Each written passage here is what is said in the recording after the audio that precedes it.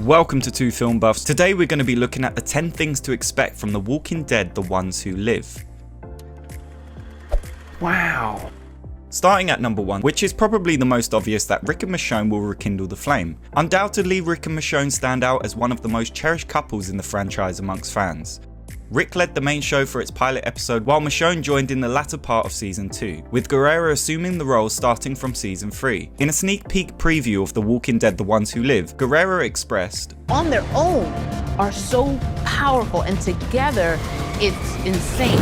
This preview solidifies the premise, confirming the reunion of these characters, further emphasised by AMC labelling it as an epic love story.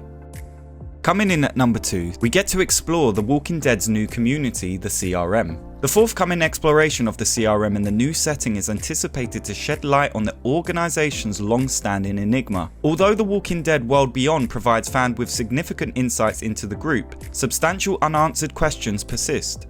Queries revolve around the reasons behind their keen interest in Rick, the circumstances surrounding the potential capture of Isabel and Althea from Fear of the Walking Dead, the scope of General Major Beale's leadership, and the viability of Silas's objective to dismantle the CRM from within. At number 3, we have a brand new setting to see how Rick Grimes will react. Pollyanna McIntosh, the actress portraying Jadis, has verified that the core essence of The Walking Dead persists in the Rick and Michonne spin-off. Nevertheless, the challenges that Rick encounters are novel for both character and the audience. The show holds the pledge of increased action and love, presenting scenarios where Rick and Michonne unite to confront the formidable antagonist group, namely the CRM. This departure from their past experiences of fortifying smaller communities and contending with smaller scale adversaries adds a fresh dynamic to their journey.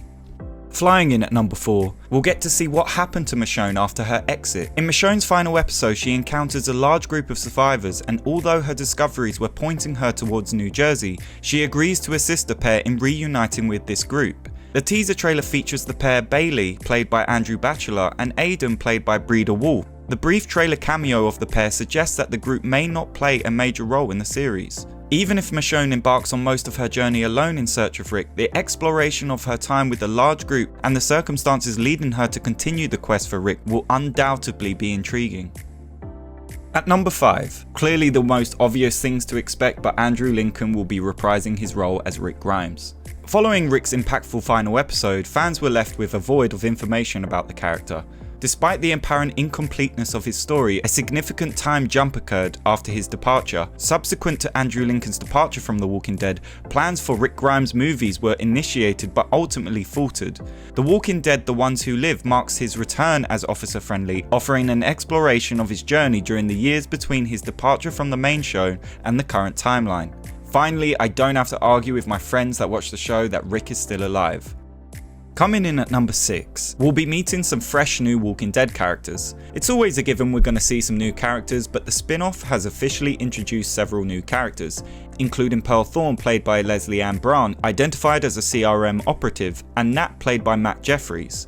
Another significant character confirmation is Major General Beale, portrayed by Terry O'Quinn.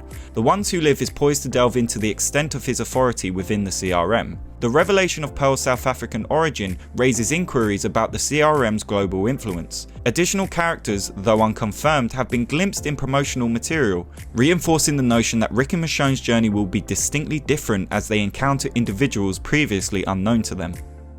At number 7, what Rick's role's been in the CRM since season 9. Based on the available promotional material, it appears that Rick has assumed the role of a CRM operative, likely stationed at a culling factory. He is depicted wearing a jacket adorned with the distinctive 3-ringed logo and dispatching walkers with CRM weaponry similar to that used in the World Beyond. However, it's crucial to note that the roles within the CRM are not static. Despite being designated as an A, Jadis falsely claimed Rick was a B. Considering the organisation's keen interest in him, it's plausible that Rick did not initially hold a position at the culling factory. His assignment to the culling role may have been a demotion aimed at keeping him under control. Flying in at number 8, we may have some potential crossovers. Given The Walking Dead's extensive array of spin-offs and instances where main characters have already made appearances in some of them, a similar trend might unfold in The Ones Who Live. This is especially plausible considering the established connections of Rick and Michonne with original characters from these spin-offs, such as Morgan and Daryl. Subtle indications within the spin-offs add weight to this possibility. For instance, Morgan's departure from the fear of The Walking Dead involved his expressed intent to seek out Rick and return to Alexandria. It's Morgan Jones. Man, I'm gonna come and look for you, whether you're at Alexandria or not. Rick's association with the CRM, a focal point of his spin-off, could pave way for a crossover with The Walking Dead Daryl Dixon storyline. Who came back? For number 9, what is Jadis's role in the CRM? With Jadis being the main reason that Rick made it to the CRM, there's anticipation around the evolution of her character. People are a resource. I had someone special. But how did her involvement with CRM begin? Observing how her character has transformed from boarding that helicopter to becoming the devoted CRM officer in World Beyond adds an intriguing layer. Her adoption of Gabrielle's last name implies a continued connection to her past life in Alexandria.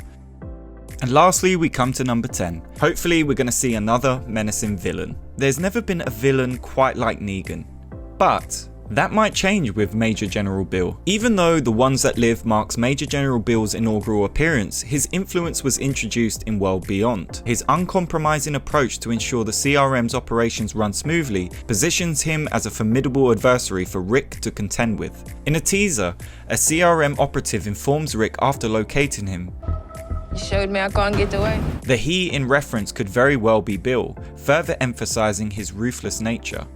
Overall, The Walking Dead The Ones Who Live has the potential to deliver long-awaited revelations within the Walking Dead universe and answer some long-awaited questions we've all had.